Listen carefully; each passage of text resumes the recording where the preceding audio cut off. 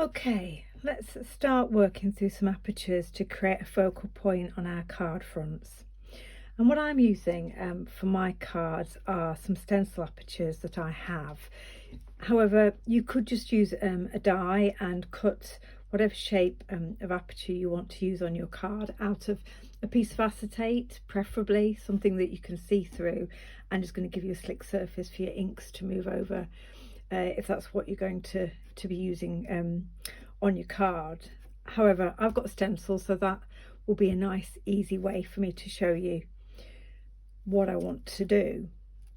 So here we go, I've got a heart aperture here. What I've done already, just so you can see, is I've taped down my card onto my glass mat with just a few pieces of masking tape, low tack masking tape, and I've created a hinge here at the top so my stencil can move backwards and forwards if I want to be able to lift it and see where I've got to with my project without losing my position. That's a perfect way of being able to do it. What I want to do firstly, just with some Distress Oxides, is go in and add a first layer of colour. And to do that, I think I'm going to use Salvage Patina today, one of the Distress Oxides.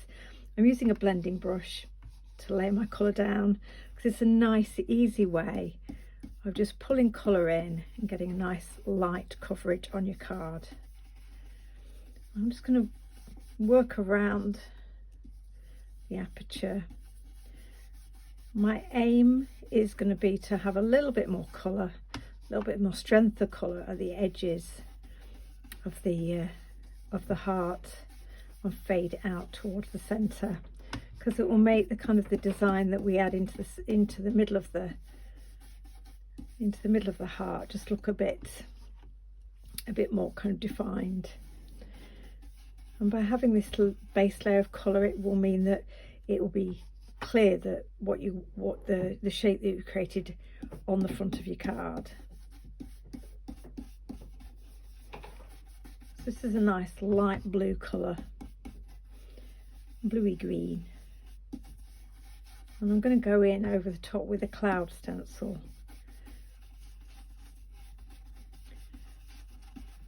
So this will be a nice background colour for that. So you can see there's still a little bit of white space just in the middle of the heart there, but it'll be very clear, and I'll just lift the flap there. It's very clear when we take the stencil away that we've got a focal point appearing on the card. So what I'm going to do next is use a cloud stencil from Funky Fossil. Now this stencil has kind of clouds in the central part of it, so you could go into your aperture and actually have stenciled clouds. And it's also got two cloud lines, one at the top, one at the bottom, which are slightly different from each other. And that's what I'm going to use for this. I'm going to ink across the top and the bottom of my stencil to give me different cloud lines as we go down the heart. I'll show you what I mean. So I'm not going to tape this stencil down. I'm putting it on top of the heart that's already there in place. And I'm not going to tape this one down because I want to move it as we cover the heart itself. I want to be able to move the stencil around. And I'm going to use one of our smaller brushes and a slightly stronger blue tone, Salty Ocean, to give me the cloud lines as we go. So the smaller brush is just going to give me a little bit more control and hopefully help me to avoid picking up the clouds in the main body of the stencil itself. If you're at all worried about that, you can of course mask those clouds off, so you don't have any concerns about catching those when you don't want to. And I'm going to start on the stencil and then just pull the brush with the ink on over the top. Because it's a brush, it's just got that little bit more depth to it with the bristles, so there's no problem in terms of making contact with the paper, even though you've got two stencils on your card here. The brush will easily find the paper, and you'll get that cloud line appearing. You can see. So we've got some clouds there, and then I've just turned the stencil over because I have a slightly different line that I can use here. And I'm not over inking my brush because I want to try and avoid any kind of heavy lines where we've got the shading going on.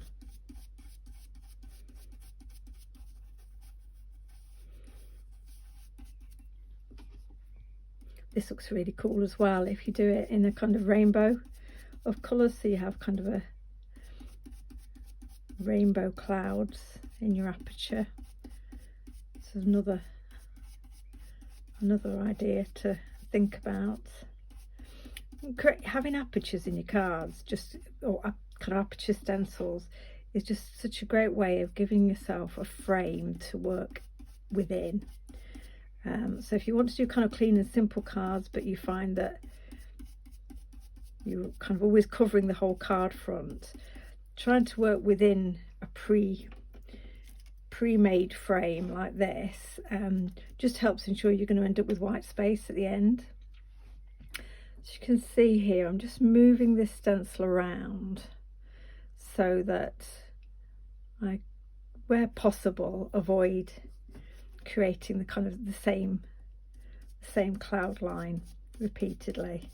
It just makes it look a little bit less contrived, a bit more naturalistic. The pressure on my brush is fairly light. And remember, your mylar will kind of, on the stencil, will keep some of that ink there. So by coming off the mylar onto the card, you'll be able to pull any ink that you already got on there across. And see how effective that looks.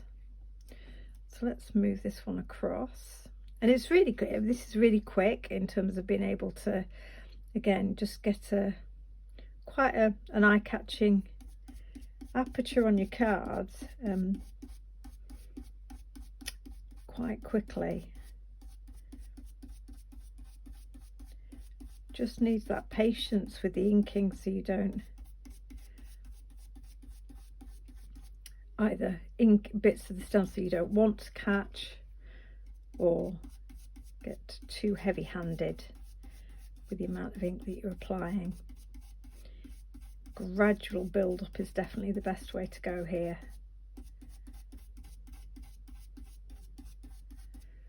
There we are.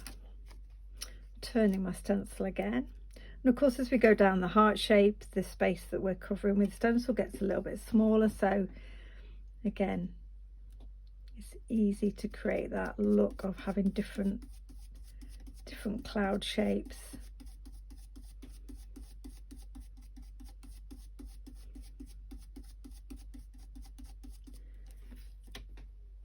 And we'll have,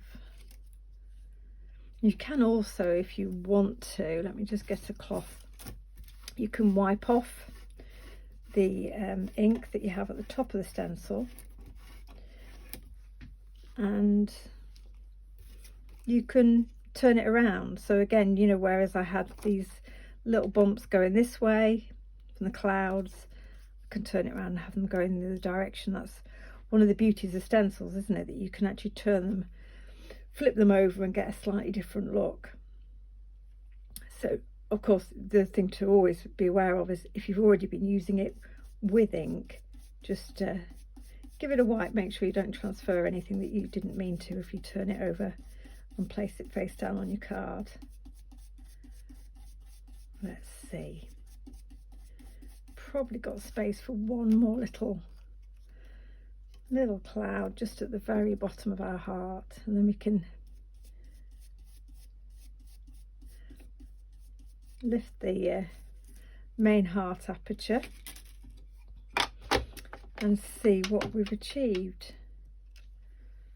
So there, in our card, we've got what looks like looking into a heart full of clouds. And I think it's quite deceptive, isn't it? I mean, it gives what is essentially a single layer quite a lot of depth and interest. So this is great for those cards where you don't want too much bulk. So let's just quickly finish this card off before we move on to another type of aperture, and just add some simple stamping over the top. And we've got that flat card surface, so it'll be easy enough to add some stamping. And I'm using our In the Meadow stamp set, which is a lovely set of wildflower clear photopolymer stamps. They're wildflower silhouette images, so lovely for stamping over inky backgrounds. I'll just select a few of them and we'll see what we build up. So one of the, I think, really effective ways of creating some movement on your card front is then to have your stamping or your sentiment kind of going in and out of the aperture. So you've got something that kind of gives your card a bit more movement, I guess. So I'm using some VersaFine Onyx black ink, a nice juicy ink for detail stamping. I've got my stamp on a clear acrylic block. I'm just turning the card so I can get the angle I want, and I'm going to have this so that the flower kind of goes into the aperture that we've just stenciled. Just giving it a few seconds for that main flower head to make good contact with the card surface. And with silhouette stamps, you always want to try and create a nice solid, crisp image. Sometimes just allow your stamp a few seconds to settle on the card. Let's put another one here. And I mentioned kind of clean and simple cards, so I'm not going to add too much to this, because we really want the heart itself to be the thing that kind of catches the attention.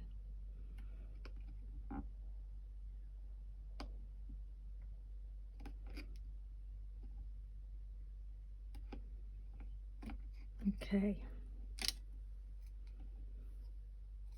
I think we'll just put one more. I tend to like to work in threes, but by varying the heights and angles of the flowers, again, it just gives it a slightly more natural look. There. So we've got our artwork coming into the aperture. Let's add a sentiment. We could add just add a really simple "with love," I think, to this card. I could potentially add one of the little butterflies that comes in the set as well.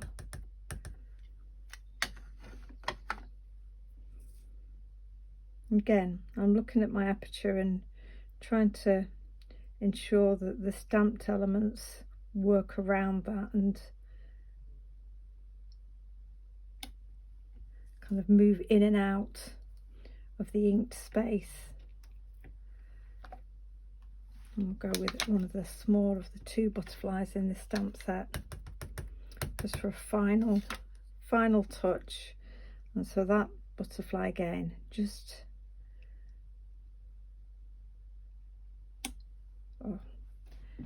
missed my wing there slightly. Let's see, I'm going to excuse my head for a second. I'm going to see if I can do a bit of there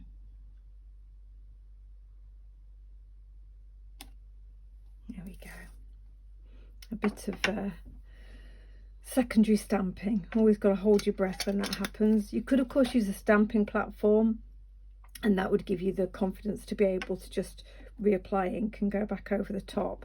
But I think I just about got away with that one. So very simple and easy. All I'll do is mat and layer this and put it onto a card, and we'll have a clean and simple design with a layered stencil aperture as the focal point. Okay, so we're going to use some texture paste with layering stencils through an aperture for our second card. And you'll see I'm using a circle this time rather than the heart that we had in our first card.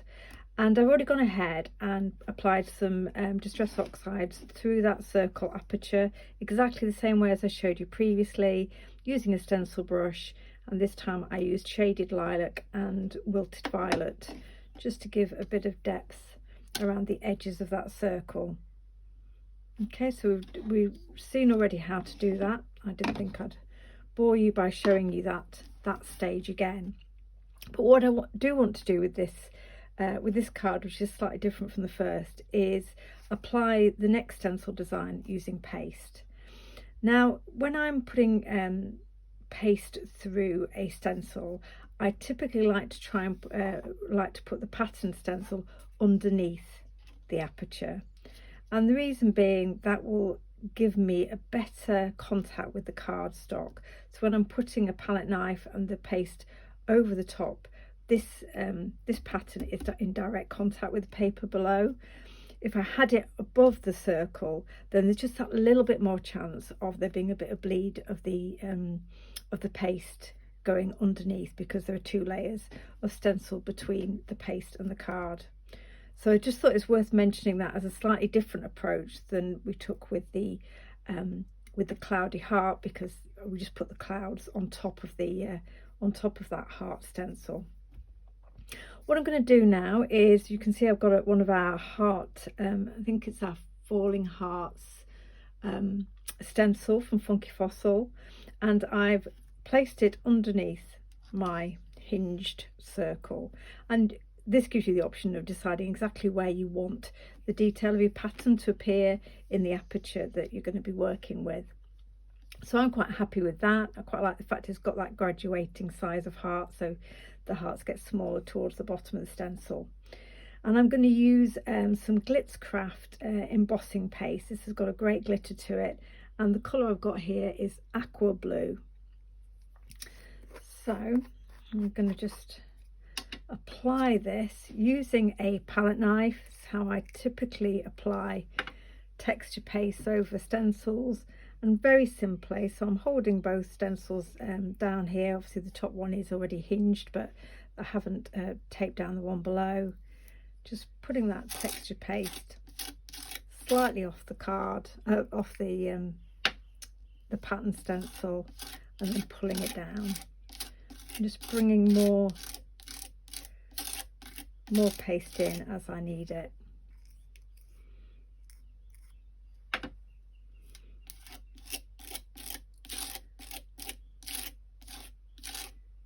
You can see also applying texture paste to my fingers as I go.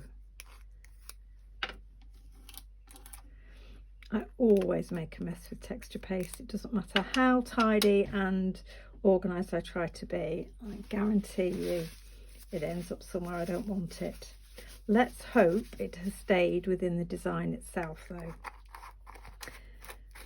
Of course, key things when working with stencil paste and stencils is, it is one thing you don't want to dry on your stencil surface, because it will dry hard and obviously impact your ability to use that design going forward.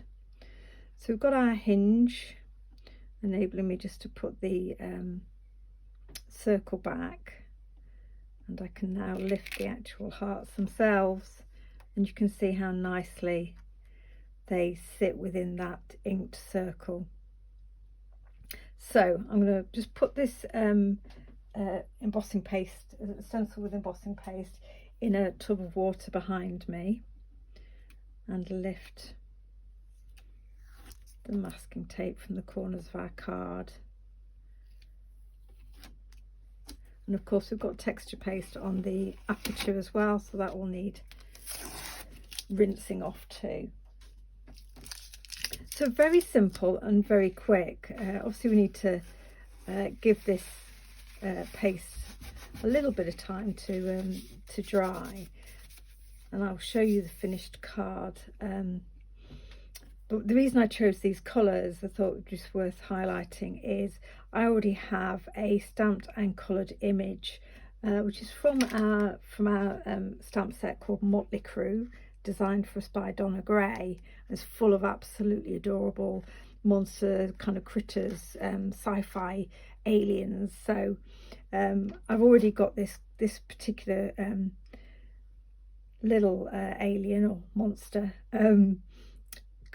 coloured and cut out, and so I've obviously gone with the colours that I've got in my stamped image as the basis for the colour scheme I've used on the stencil aperture behind him, and I will be combining him with one of the sentiments from the set, which is sending monster hugs. So you can see again, you can place your elements so that they're kind of coming off the aperture itself, but you still have a really nice, clean and simple card with plenty of white space around it and quite an eye-catching focal point. And of course, this certainly using a circle aperture, you've got lots of potential in terms of making it look like planets or other designs that you want to pop in behind the actual circle stencil itself. So this is a great shape to use on your card fronts.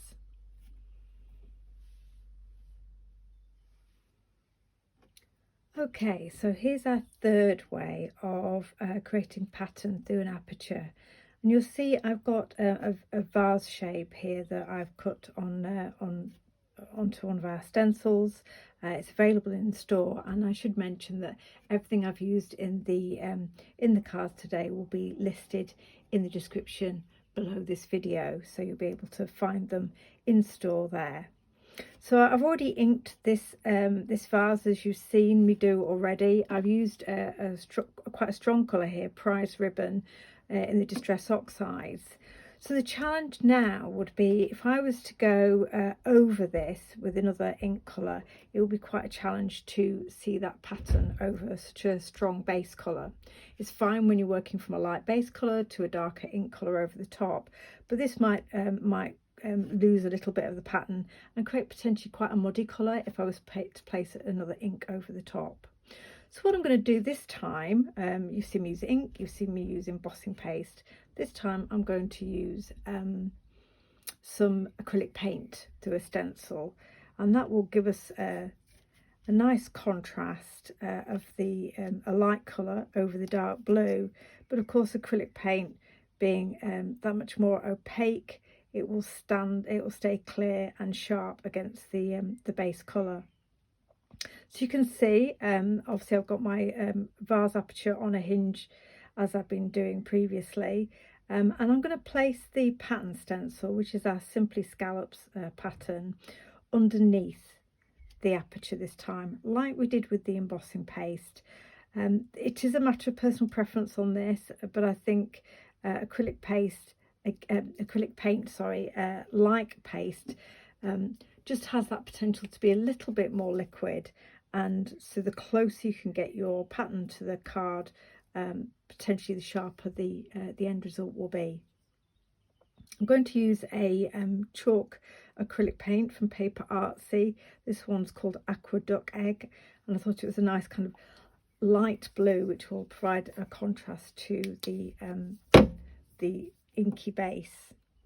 Just going to squeeze a small dot out. That's probably even more than I need for this pattern.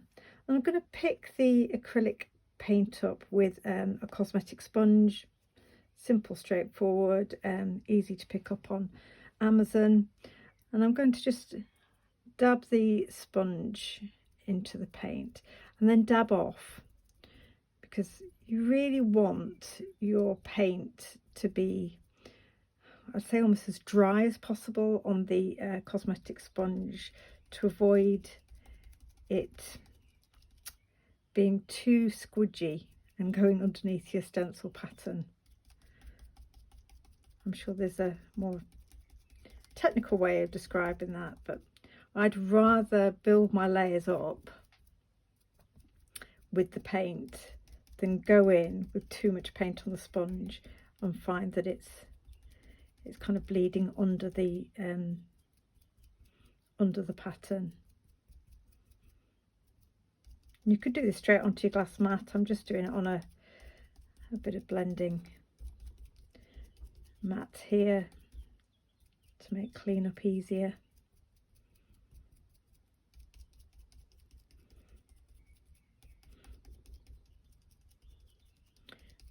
I'm just working my way around the pattern. The Paper Artsy paints are a nice chalky finish, so that will work well. I won't get the kind of any sheen or gloss from the acrylic once it's dried. And again, I'm not going for 100% even coverage because I wanted this to look like quite a quirky piece of pottery. You can see I'm not being particularly methodical. I'm just pouncing down until I feel I've got a reasonably good coverage. And by pouncing, of course, rather than moving the sponge, you're more likely to keep the paint going directly down through the pattern rather than underneath it. So let's see what we've got here. If I lift the vase, and then, oops, excuse me, and then we can see the pattern that's come through there on the dark blue base. I wouldn't have been able to get a pattern to stand out against that blue with the inks. Even with the pigment ink, I'd have probably struggled to get much of a contrast. You could, of course, do it with embossing paste, and that will give you contrast. It will also give you a raised texture. So again, it just depends on the finish that you want. Now, one thing I was thinking, with this being a kind of a little bit of pottery, if I reapply the aperture over the top, we can just press through it with some embossing ink and put some clear embossing powder over it to give it quite a cool glazed look. So I'm just tapping those bits of masking tape back into place. I typically find when I use an embossing ink, I'm using Versamark here, that if I'm pressing it directly up and down over a stencil, it can lift the stencil a little bit, so it's quite handy to have that just in situ so it doesn't move too much. There we go. Oops, you can see my card's moving quite a lot on there, isn't it? I haven't got that taped down. Let's see.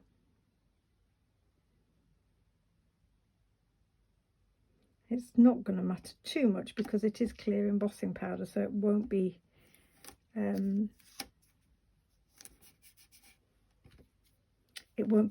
too visible if there's any embossing powder outside the main focal point.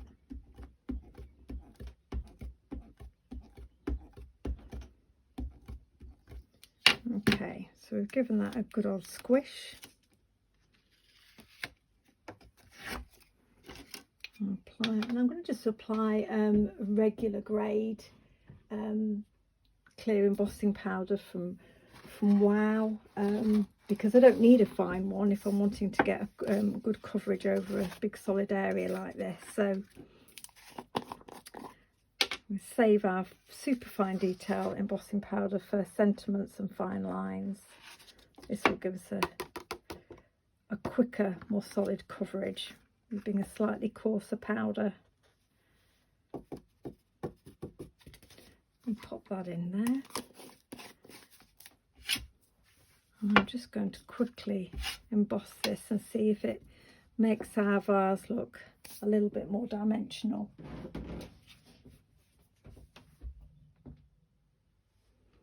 Okay, so I've applied the heat gun over the clear embossing powder, and hopefully you can see the glaze that's given my vase, and that really makes it pop even a little bit more.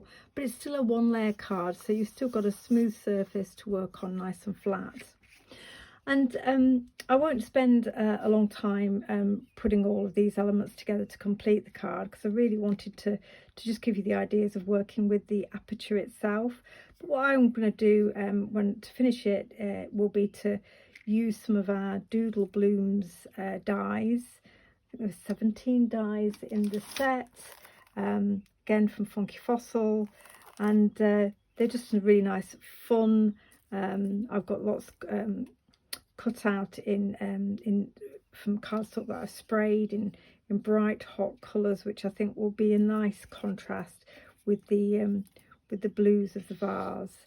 So I'll have lots of fun putting a vase of flowers together, and hopefully you'll get to see how that looks in the end. But again, super easy to do, and you've got that aperture to design any kind of vase or container that you want to, using any different kind of patterns underneath it.